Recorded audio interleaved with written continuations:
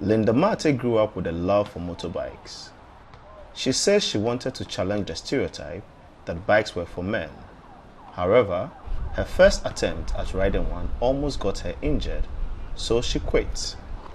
Like you can easily get your leg somewhere bent because of the exhaust pipe. When you're getting down and you get off from at that side of the exhaust pipe, yeah, you get yourself bent.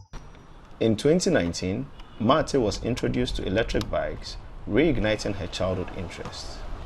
She has since been working as a bike courier in Ghana's capital, Accra.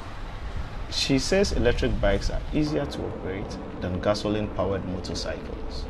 The challenge, she says, is keeping her bike charged.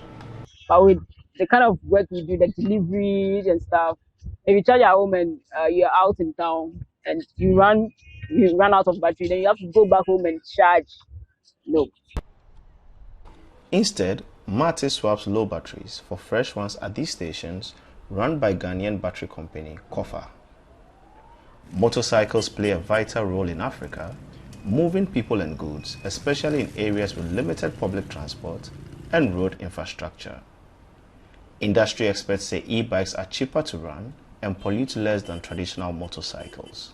But the World Bank says about half of sub-Saharan Africa is without electricity, and even places with electricity would struggle with a big increase in electric vehicles, according to Kofa founder Eric Nygaard. They are struggling with this in the Western world.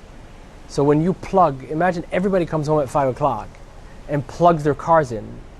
I mean, what it does, it creates an extreme electricity demand spike, which is quite intense. And so putting that pressure on the current grid systems across Africa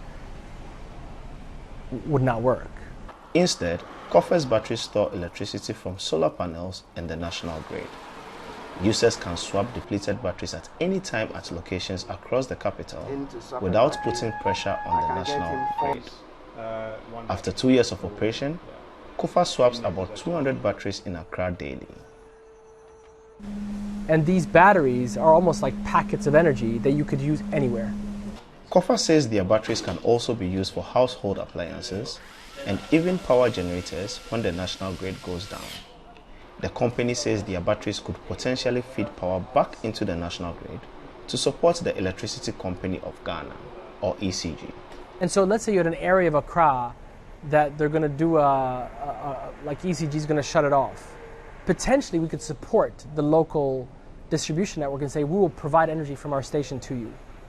Kofa says they hope their technology will always make energy accessible and drive a quick adoption of e-vehicles in Africa.